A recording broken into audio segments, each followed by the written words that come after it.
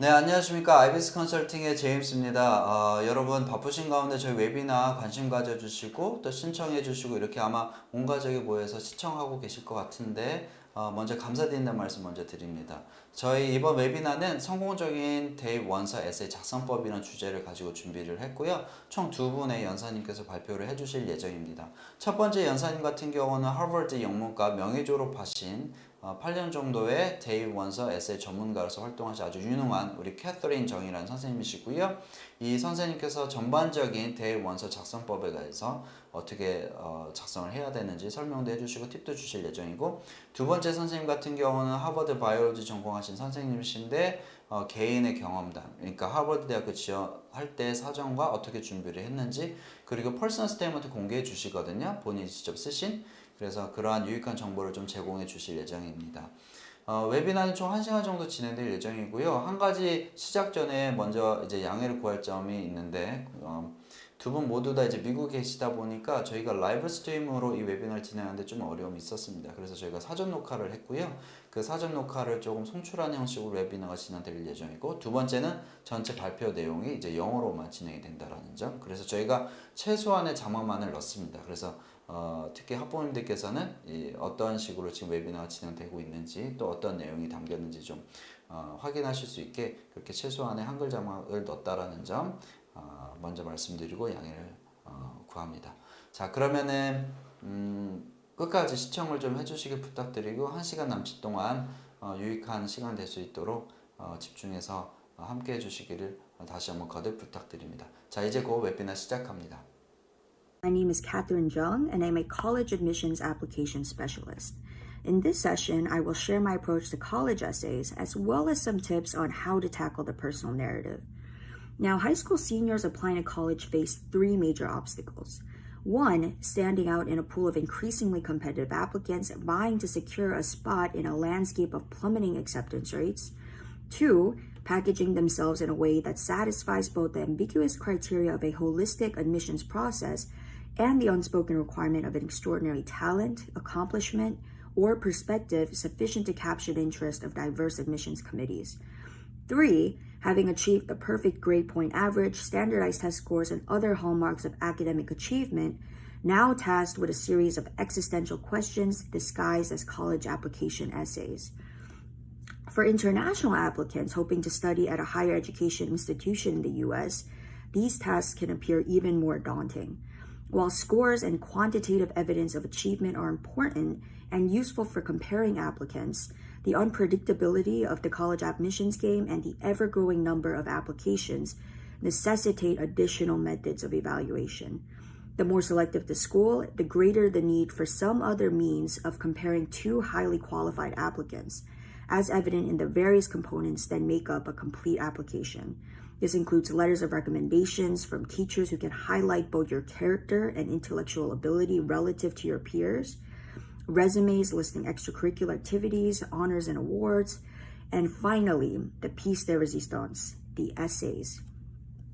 The college application essays, consisting of the 650-word Common App sent to every school and additional school-specific supplemental essays, present a unique opportunity for students to attach a mind and a heart to paperwork detailing a history of academic performance. Highly selective institutions of higher learning value intellectual curiosity and academic achievement, yes, but they also admire qualities that are less easily defined and more difficult to substantiate. Whether a student is kind or resilient, or perhaps more concretely, whether that student would be a good roommate and a good friend in addition to being a good student in the classroom. Whether you came first in the national mock exam tells me nothing about your character, about whether you would grow up to be a scientist who pursues research in the service of humanity, or a profit-driven tycoon with little regard for the most pressing problems of the 21st century. You can imagine the admissions committees would look more favorably upon the former. My role in helping students craft admissions essays is part psychologist, part thought partner, and part mentor.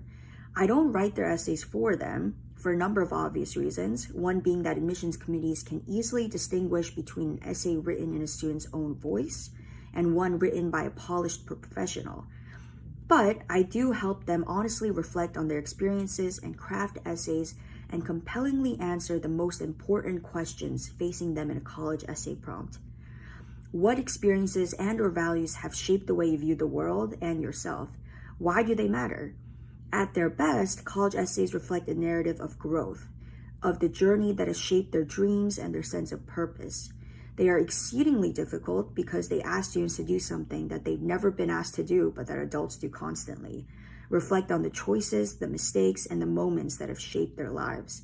Rarely are high school students tasked with reaching inward, wrestling with the massive contradictions that form them, and assessing themselves without falling prey to either hubris or self-deprecation. Now, my method is simple. I help students identify and articulate the values, the challenges, the experiences, and the passions that most define them. Phase 1, brainstorming. Narrow down this list to what's most essential. Chart the organization of their narrative.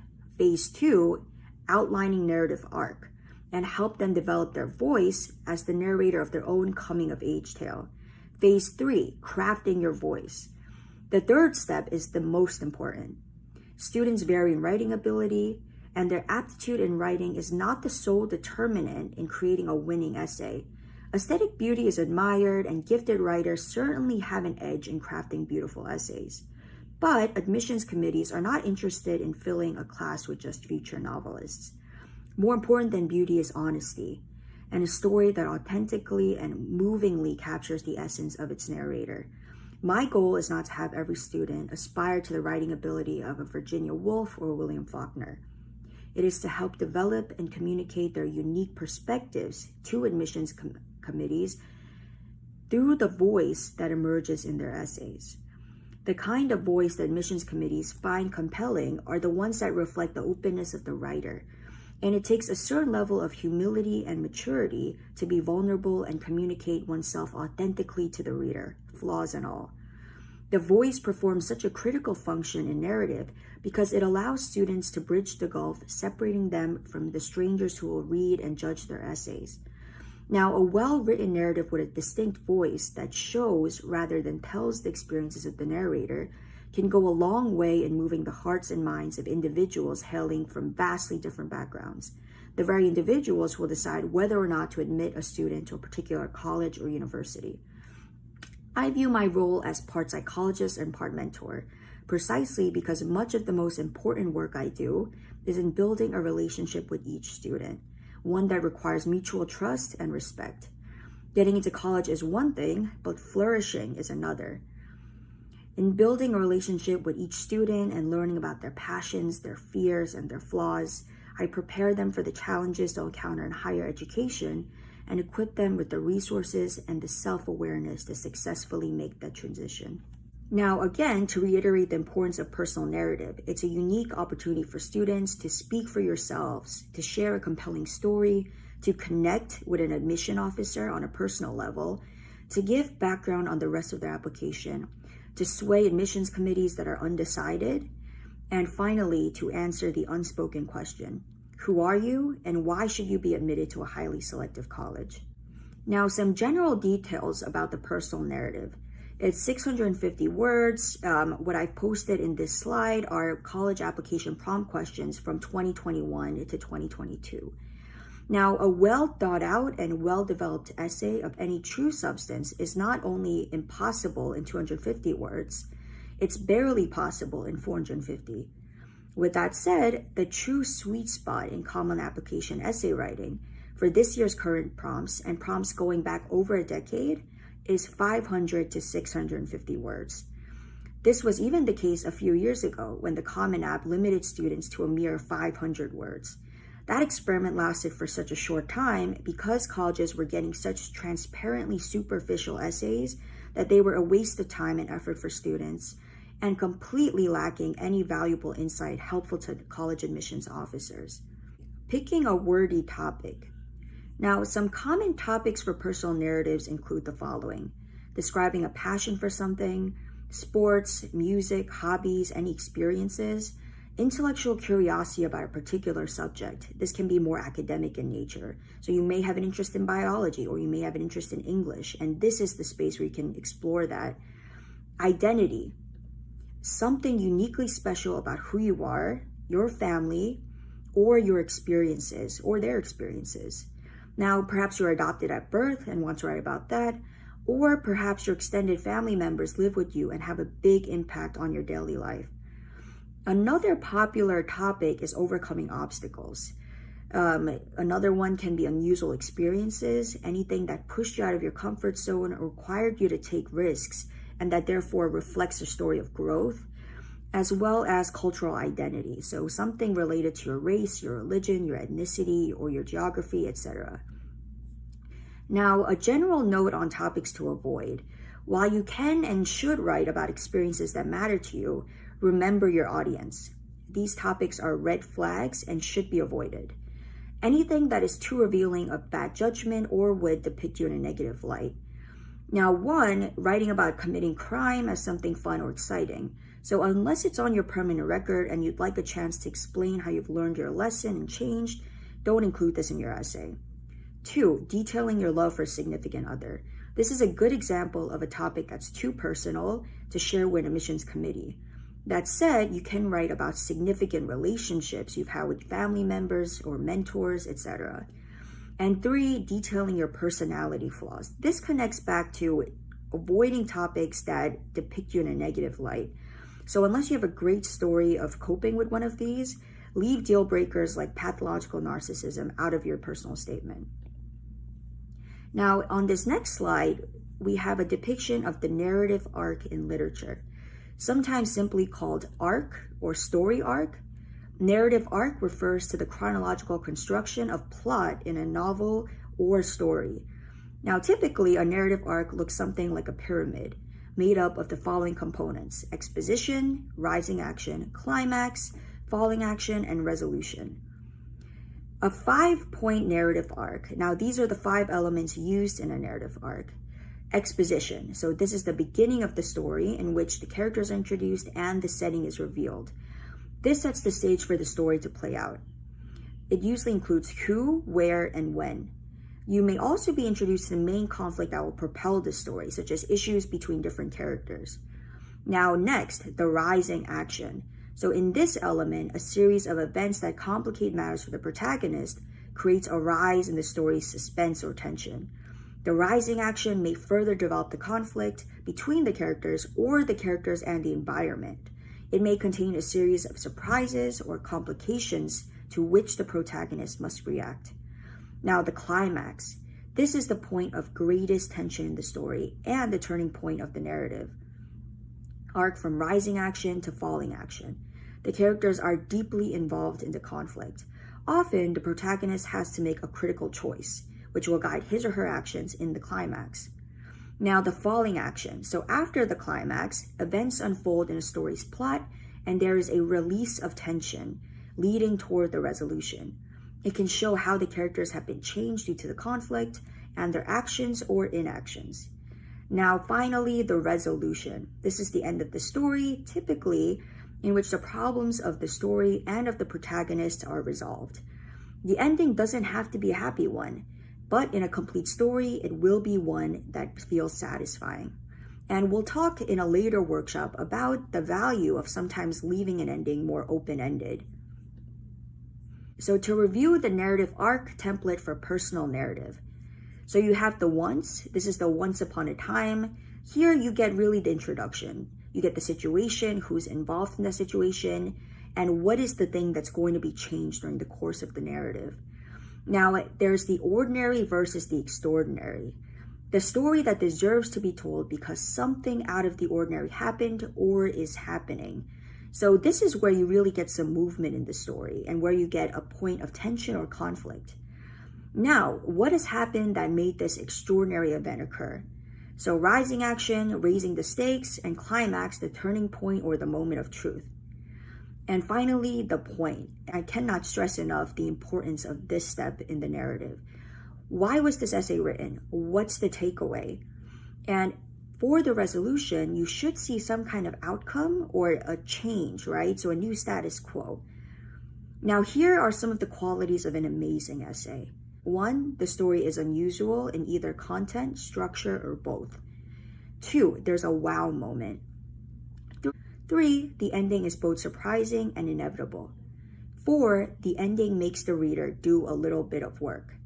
And this is where you see the value in maybe having a bit of a more open-ended ending versus something that is very neatly tied together. So in this next slide, we see an example of one skill we'll be honing throughout this workshop: how to pinpoint what's at the core of a successful essay while recognizing its flaws in order to best shape our own narratives. Now, in this slide, we see an example of my expectations as far as homework will go for this workshop series. Now, note that these assignments will be both involved and lengthy at times. They will require you to really sit down, quiet the noise of everything else, and reflect on questions about yourself, your thoughts on others, and the importance of experiences that have shaped you. Young people, especially in high school, are rarely called to this level of introspection. And that's really the key to addressing the difficulty of these college essays. You are tasked with the burden of producing an essay that reflects maturity and insight without necessarily understanding or believing that you possess those qualities. The overarching goal of this workshop is to locate the quality or the experience or even a singular aha moment that makes your story resonate with the reader.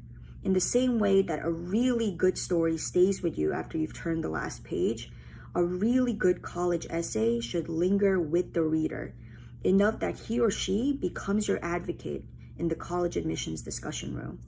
Often, the most organic place to begin with a college essay is to engage with memories, experiences that you've had, events you've witnessed, the people who continue to make impressions in your life despite separation. Now, obviously, you don't have the time to write a 3,000-page novel like Marcel Proust, but Proust is a great model for how to start with something seemingly small or insignificant and expand it into something worthy of a college admissions essay. In the goal of trying to stand out, students often forget that smallness can often be just as resonant as bigness. A private, tender memory that shaped how you view the world can become a story that stands out more than one detailing a fantastic adventure or the time you received some impressive award. So here is an essay that has stood the test of time. Now, you can find this essay online, but we're going to discuss briefly in this workshop what kind of stands out about this essay and what makes it so compelling and resonant. Now, the premise of the Dead Bird essay goes as follows. A girl is doing her homework one day when her cat claws a bird almost to death, and as the narrator tries desperately to save the bird's life, she makes a life-changing realization about a friend of hers who was killed. Now, this essay stands out because of the unusual content or the what. Who gets the chance to save a dead bird? Who makes a connection to a friend while the bird is dying? Not many people. Secondly, the essay stands out because of its unusual structure, or the how. The non-chronological opening. She starts with an arresting image, then does a flashback to fill us in on the context.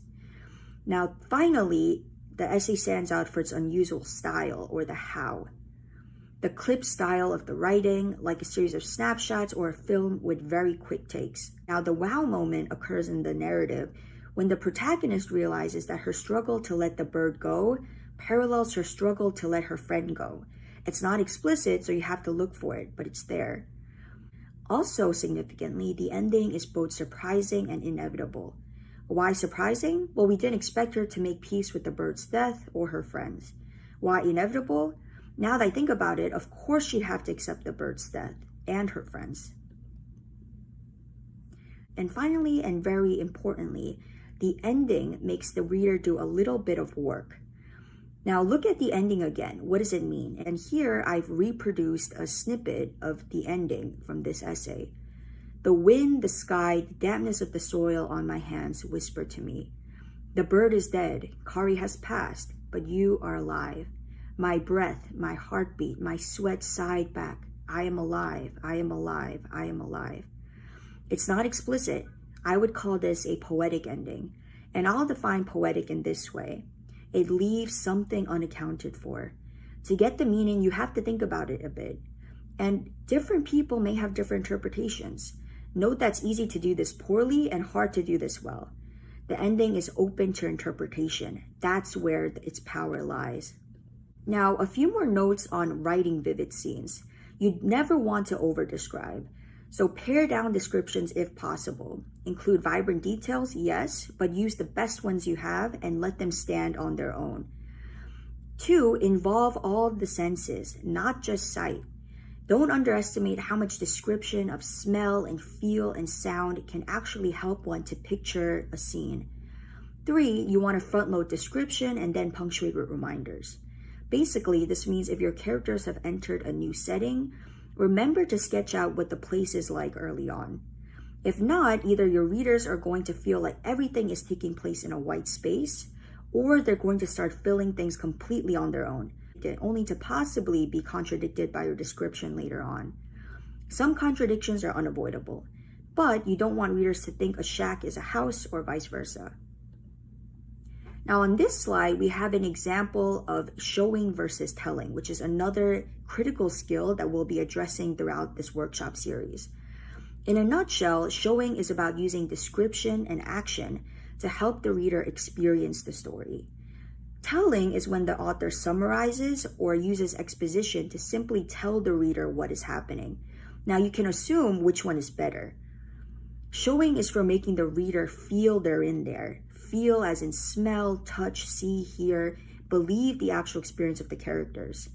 As John Gardner says, it's by being convincing in the reality and detail of how we evoke our imagined world. By what the characters do and say, that we persuade the reader to read the story we're telling as if it really happened, even though we all know it didn't. That means working with the immediate physical and emotional actions and experiences of the characters. Your rage beating in your ears, the wind whipping your cheeks, a beggar clutching at your coat. The more I talk about showing, the more I call it evoking, sometimes presenting and occasionally channeling. Now, telling is for covering the ground when you need to as a narrator, whether the narrator is a character or an implied external narrator in a third-person narrative. It's supplying information. The storyteller saying once upon a time, or a volunteer army was gathered together, or the mountains were covered in fine volcanic ash. So it's a little more removed from the immediate experience of the moment. The more I talk about telling, the more I call it informing, sometimes explaining, and occasionally understanding. Now here's an example of telling or informing. Pay attention to this sentence. The temperature had fallen overnight, and the heavy frost reflected the sun's rays brightly. Now here's that same sentence, but written in a mode of showing or evoking. The morning air was bitter ice in her nose and mouth, and dazzling frost lay on every bud and branch. A note on closers. So your ending should be a surprise, but inevitable. Reference an earlier part of your essay, but from a different perspective to show that narrative of growth. Of course, try to avoid cliche. You want to avoid phrases that start with something like, suddenly I realized and I never did X again, and I'm now a better person. Why? Because this is boring and you're not writing a Disney movie or a rom-com. So try to avoid an ending that is overly predictable and sentimental. Now again, think about the dying bird essay. How was its ending atypical? Now in the remaining minutes, we're going to touch briefly on supplemental essays, and we're going to preview some of the strategy and the work that's going to go into this series of the workshop. So first, what are they? Many colleges include their own school-specific essays, known as writing supplements. While most of these essays are required, it's a good idea to submit those optional essays when given a chance to do so. Now, where some universities will ask you to complete one additional essay, other schools will ask you to complete multiple essays. In addition, the essay lengths will vary from school to school and from prompt to prompt. Some may be as few as 25 characters, and some may be as long as the personal statement. Now, the admissions committees use your secondary essays to augment the story they have assembled about you as a candidate from your Common App essay and your recommendation. They are looking for more details that confirm what they've heard about you, expand on that, and neither contradict nor repeat what they've already learned from your personal statement. Now, why are supplemental essays so important? So first of all, they give admissions officers the chance to get to know students, and they're also great gauges for demonstrated interest. So this is where you can really show your top choice school how much you're interested in attending, and the fact that you'll definitely attend, would you be accepted. They tell admissions officers something about you that they don't already know. For example, they're a chance to share something about yourself that can't be found anywhere else on your application. So see this as an important opportunity. Now, students spend lots of time and energy on their main common application essay or personal statement, and sometimes they'll rush through these supplements. Having a really polished supplemental essay can give you a competitive advantage in admissions. Finally, and this is quite important, they can be a make or break factor for kids who are on the fence. What we mean by this term is that admissions committees are very interested in who really wants to attend their specific school. And supplements are a great way to infer it. A student who blows off an optional essay is telling you something. So is the one that's done a mediocre job compared to the Common App essay. Now, by contrast, a student who wants nothing more than to get in will spend all the time they can to make the supplement shine, welcoming one more chance to put their case forward. So for tackling supplemental essays, you're going to log into the Common App and create an account if you don't have one yet. You'll add every school you'll be applying to into your Common App account. You'll gather all of your supplemental essay topics. In the next slide, you'll see what will appear on your screen for the supplements. Now, to conclude our session, I will address a few common questions that have come up with many students in the past and which you may find useful moving forward. So the first question, how much of a theme do I need to convey across my Common App personal statement and supplementary essays? So you want to offer one round story about yourself while also giving the admissions committee an opportunity to discover you anew each time. First in your Common App essay, then in your recommendations, and finally in your supplementary essays. Stating major contradictions or trying to span too much, for example, saying you want to study English, biology, Chinese, and public health, might confuse things. Everyone is more complex and multivalent than they may seem on paper. But remember to keep sounding related notes without ringing the same bell over and over. Are supplementary essays the place to explain away bad grades or holes in my academic record? So some schools will give you a chance to elaborate on splotches on your transcript or weak points.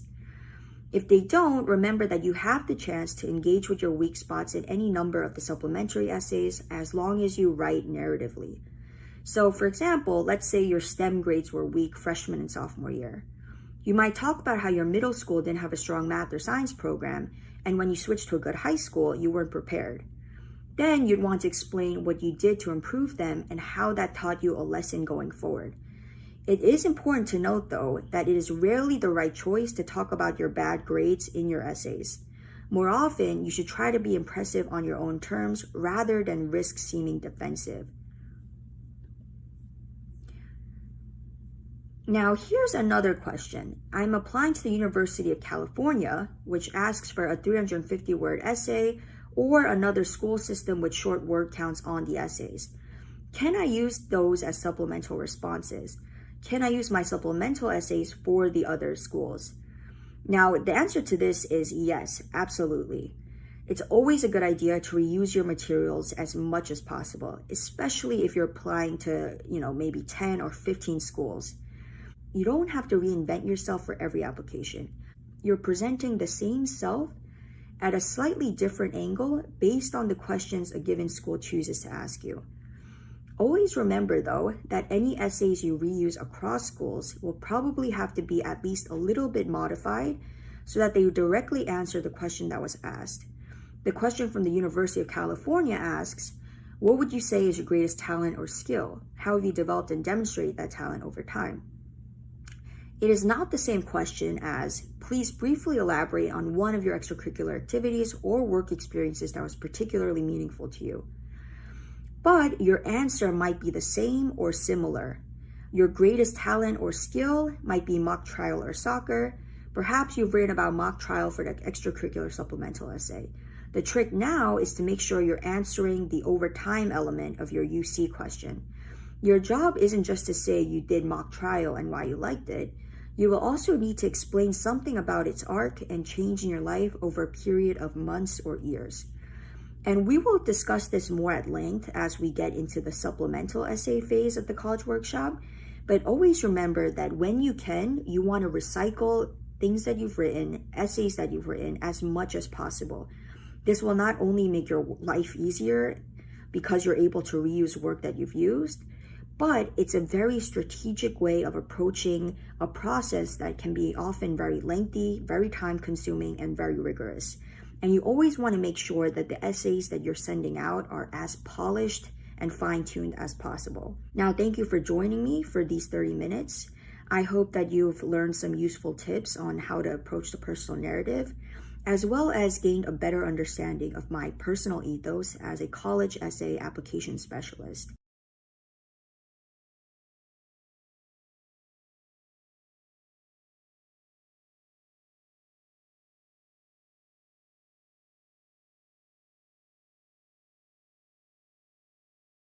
Hi, today as you can see, we'll be going through my Harvard story.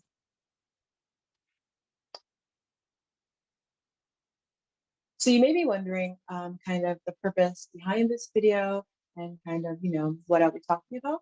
So I'll take this time to kind of give you a brief introduction of what this presentation will be about.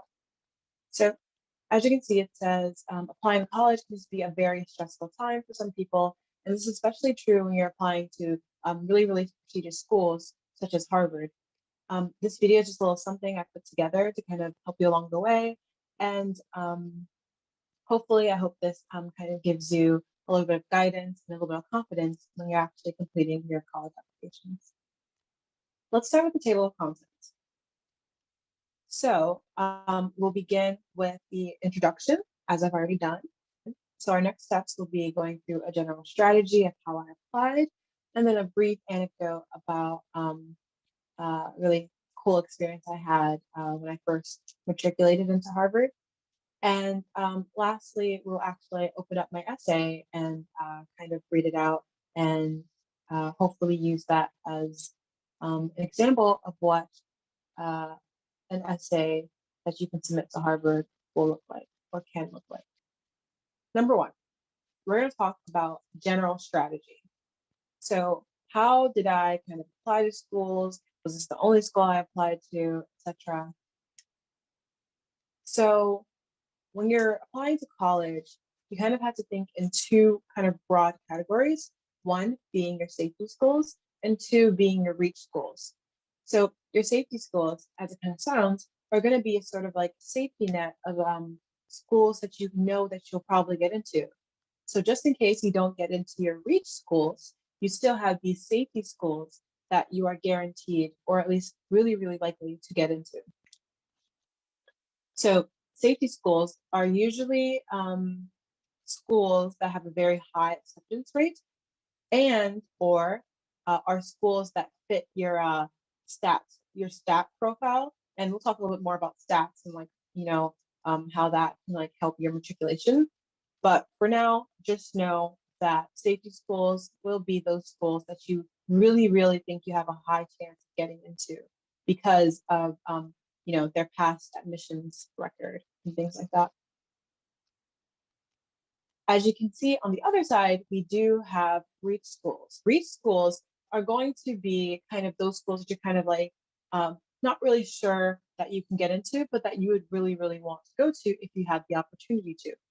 So it's called a reach school because it's kind of like you're reaching for your dreams to try to like get into the school, but you aren't exactly sure that you'll get in. Therefore, that's why you have that safety net in case you don't get to reach that high goal. These schools that are reach schools typically have a really, really low acceptance rate. So there's a small window for applicants each year to get in. So therefore, it becomes really, really hard to get to actually be accepted to the school. The statistical profiles for the students who actually matriculate or get into these colleges are usually those of those with higher scores, higher GPAs, and things like that. So even though they may have a lot of students with those perfect statistical scores and information, because their acceptance rate is still really, really low, only a small number of applicants each year still get into it. So when you're applying to college, make sure you have a good balance between safety schools, schools that you know you'll get into, and reach schools, those schools that you would love to go to, but you aren't sure whether or not you'll get in. And because of their really high statistical requirements and their really low acceptance rate. On this page, you see three main categories that I think really do make the biggest impact on your application.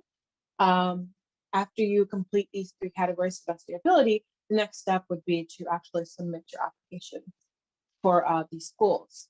So let's forget about safety schools for now, and let's think about specifically Harvard and those reach schools. I'm from Michigan, so my safety schools were mostly those that were based in Michigan. I kind of used the upperclassmen. I kind of asked the upperclassmen kind of, what schools they were applying to. And I kind of saw what schools most people from my school usually end up going to. And I kind of thought that, oh, okay, so if a lot of students from my school are getting into this college, then it must be one of those kind of maybe easier colleges to get into because they probably have a higher, they probably have a higher acceptance rate than other schools. So I ended up applying to quite a few safety schools within my state.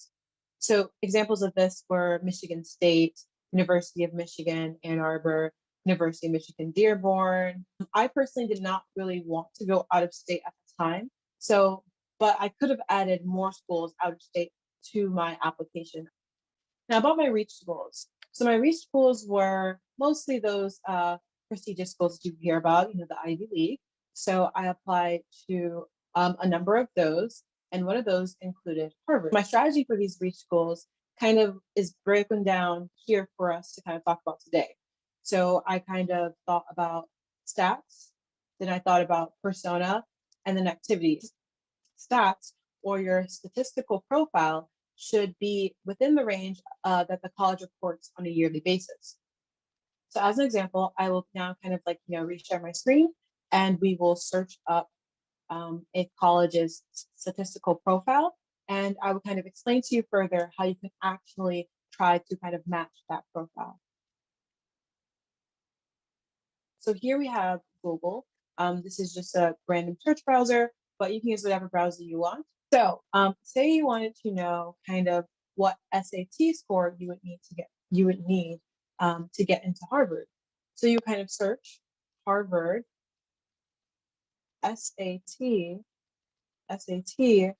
range. So then it shows you the score breakdown here.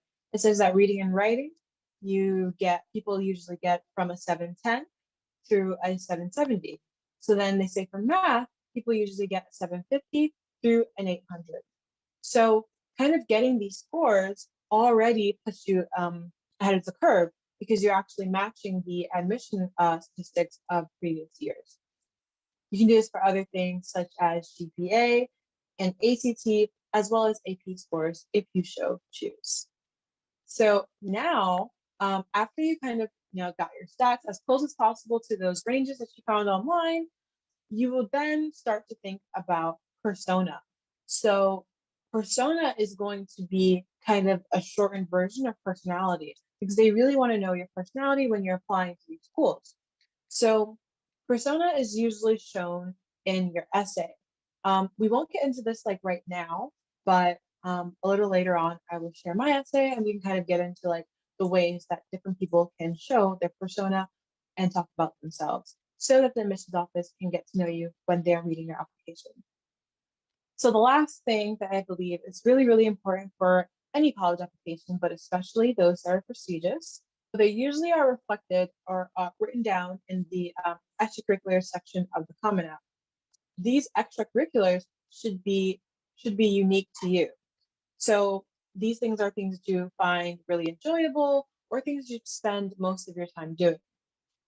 The preference is that these activities are in one general category. So if you have a bunch of different activities in different categories, it's probably going to be harder for the admissions office to kind of say one particular thing that you're good at. So if you perhaps are a musician and you play the piano, they would probably really want to see different activities related to music or related to playing the piano, such as you being maybe like volunteering at a local shelter and playing the piano or teaching the piano to people at that shelter. Or it could be you joining the choir and actually playing the piano for the school choir or your local church choir. So they want to see kind of more activities in one category or surrounding one thing versus a lot of different things in different categories. So after you have all these things together, the next thing you will do is actually kind of submit your application. Before you submit it, make sure you're double checking, your spelling and your grammar. And this is especially important for the essay portion, which we will get into soon. So I'm going to take this time to talk about a brief story. So this happened when I first got into Harvard. When you get into like prestigious schools, they usually, or any school that's kind of out of state, they usually have a fund for those new students to all kind of come onto campus and experience life for a few days or up to a week sometimes. So Harvard's version of this is called Visitas, kind of a play on the word visit us, and one of their mottos that has the word veritas in it. As a part of your stay, you were given a Harvard ID, as well as a few other things to help you kind of get around, because you have to swipe and tap your ID card to get into certain buildings and to get your meals and things like that. So you have this temporary ID for the duration of your stay, but when it's time to go, you have to return it from where you picked it up originally. The place you picked it up originally is the admissions office. The admissions office was about a 5-minute walk from where I was staying. And on that last day, I was very late for my flight. I was almost like, I was pushing it for my flight. I was kind of, I woke up late and I didn't have enough time. So I was really, really worried. So I kind of, grabbed my bags and I was like very sweaty because I was like trying to pull it up a hill because there's cobblestones everywhere around campus. So I got to the admissions office eventually and I realized that it was closed. So I was just like kind of panicking a little bit because I'm like, oh no, I have to give this ID back, but I also have to catch my plane, but I can't stay. And I was just like freaking out. And then a woman came out of the office and I was like so excited and so happy because I genuinely thought that I wouldn't be able to, return the ID as I was supposed to.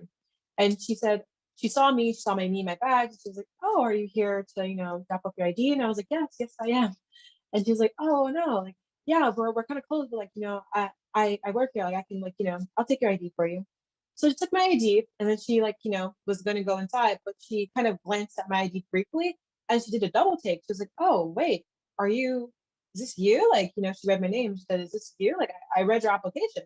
And I was like, wait, what are you talking about? Because I was like still thinking about my flight that I was gonna miss. Wasn't even listening properly. And she was like, yeah, like, I read your application and things like that. And I was like, oh wow, wait, really? And she was just like, really nice. And she kind of explained to me how they were kind of in the room and stuff like that, and how they kind of review applications. So even though she reviews a lot of them, a few applications each cycle kind of, stick out to her, and she kind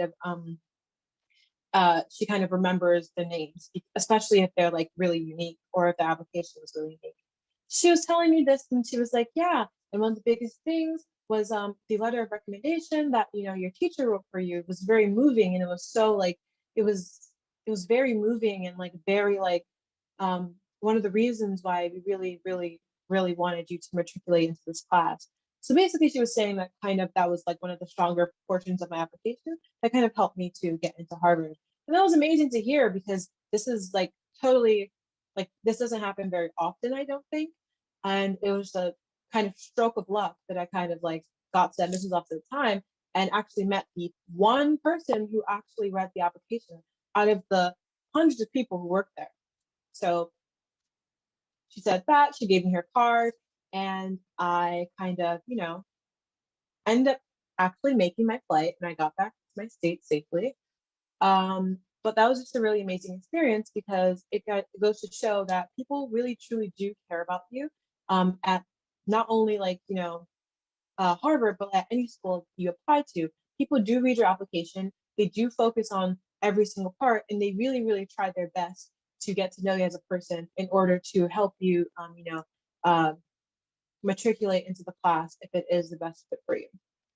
So now we're going to get into the last portion of this video, which is actually the essay. Welcome to my Common App essay. So I'll be using my Apple Pencil to make annotations as we talk. But now we are going to go into the essay portion of today's video, and we're going to actually read through our essay and kind of, talk about what I wrote in it and what impact that could have had on my application. As I said before, persona is a really, really important part of your Common App essay. My Common App essay was kind of very much so a very typical version of describing yourself to someone, so someone can kind of get to know you a little bit more intimately. I decided to focus my essay on one of my passions, which was literature. So I spoke about literature and my relationship with literature and how that has helped me and my personal development. As you can see, just by looking at it, we have quite a few sections, and let's just use the highlighter here. So this is section 1. We call this section 1. This is section 2, which is a very much shorter version of it. Section 3, 4,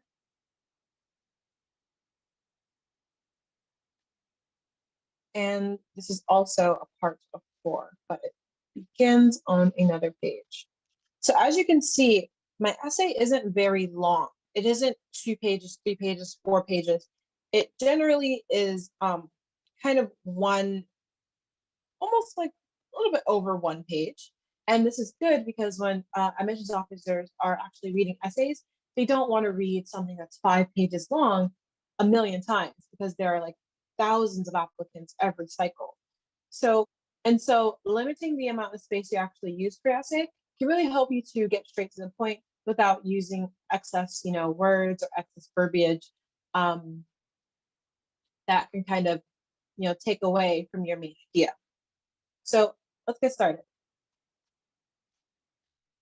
So the first paragraph, it says, literature has played a large role in my development. Books taught me to accept myself, and writing taught me to express myself. So already you're seeing like a topic sentence. You're like, okay, you're understanding kind of what this essay is going to be about. I'm introducing what this entire essay will be about. So then I kind of talk about myself. It says, as the only girl among 3 siblings, I was always the odd one out. So now you're kind of getting a backstory. You're like, okay, I've learned that she's going to talk about her development. And now it says specifically about how books aided in her development.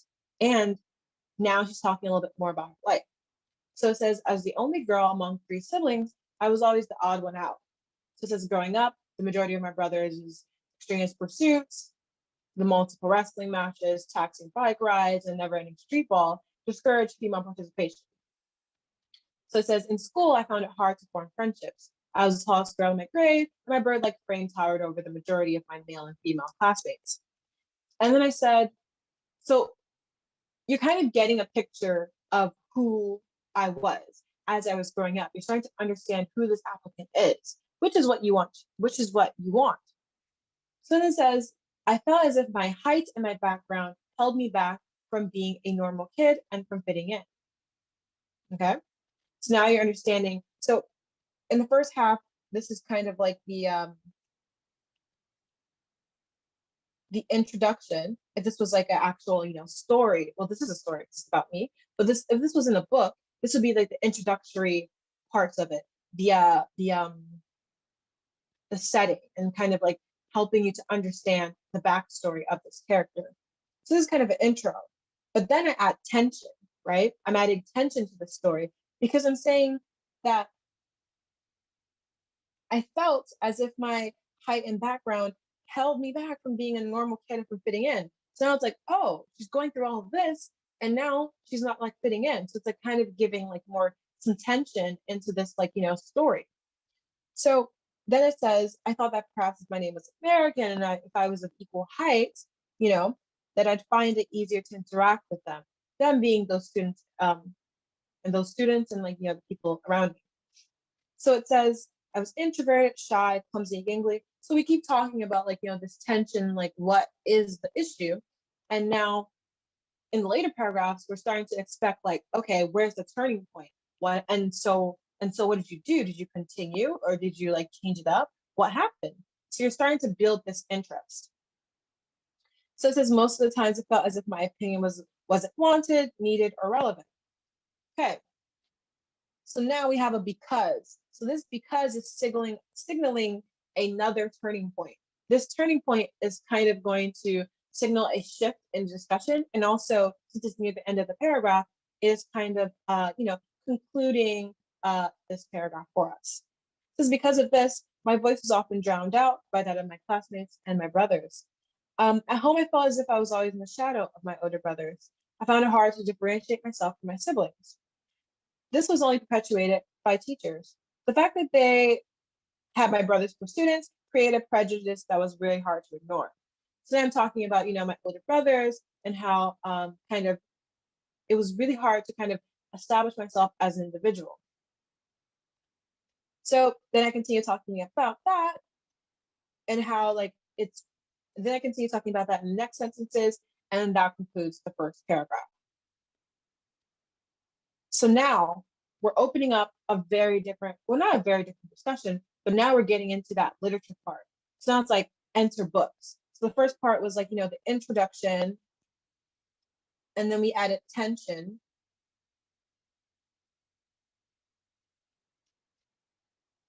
And now this is like kind of the rising action. This is like, oh, how did literature affect this experience? That's what people are probably asking when they're reading this.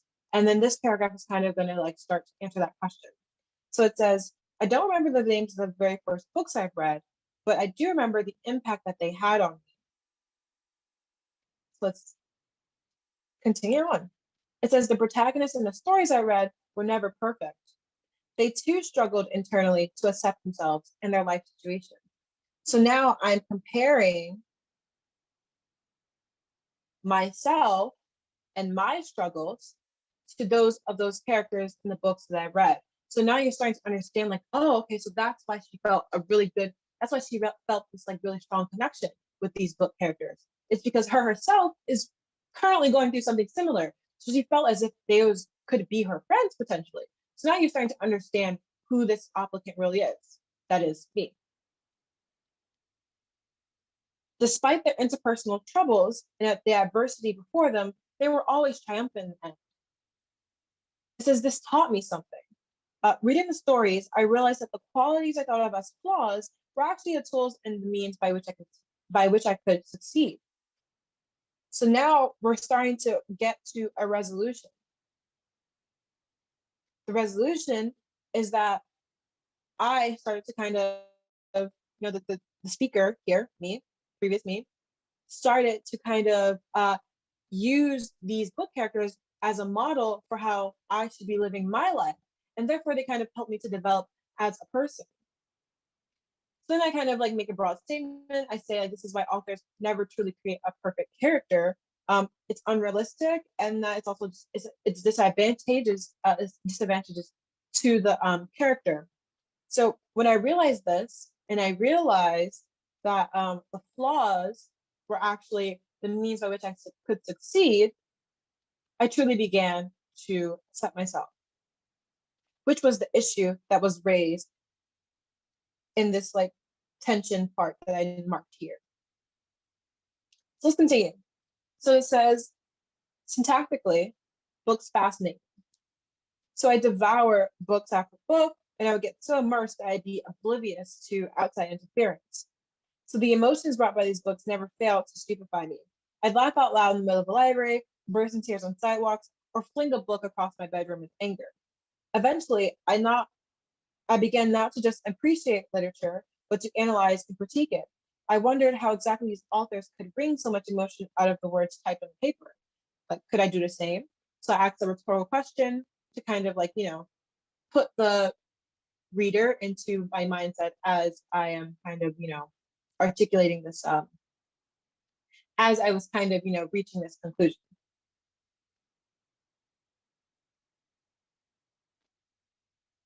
So then says the first deliberate piece of literature. So this last sentence is kind of like setting up this next sentence here. It says the first deliberate piece of literature I wrote was a poem. When I finished, it was as if something had been released. Now you're like, oh wow, something had been released. What are you talking about? So it says from that moment on, writing became a form of catharsis. And catharsis meaning like kind of mimicking that release. Catharsis meaning I don't know, a release of some sort, usually an emotional release. So every line of poetry, every chapter that I've written has slowly returned my voice to me. So now we're taking it all the way back. So now we're taking it all the way back to my voice being drowned out in the tension of the first section.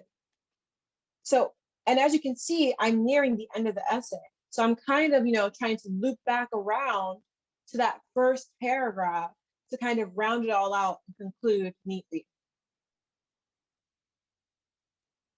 So it says, I could be raw and expose my thoughts and emotions on matters I had originally kept silent on. So now we're kind of like, playing again with that. So now we're kind of still playing with the idea of like silence and a voice that was taken away, being given back or being taken back. So it says it took some time for me to find the courage to express these powerful thoughts and emotions in real life. When I did, I expected for my ideas to be immediately brushed off and rejected. But what I found is that people genuinely wanted to know what I had to say. It says when I spoke, the room was silence. All eyes were on me. The excitement that arose from that was almost frightening in its intensity. So we're kind of continuing with this like storyline. It says my thoughts didn't have to be written to be relevant. Okay. It says many years passed and this shy, awkward preteen is like no more. And it took some time, but I finally grasped a key idea. So we humans must, create a space rather than fit one. Okay. So that was my Common App essay. And as you can see, it was kind of blending together that idea of literature and personal development and how it all kind of comes together, or both of those things kind of came together to kind of help me in my personal development. So through this essay, the admissions office got to know a little bit more about me and my interests and my passions and who I am as a person.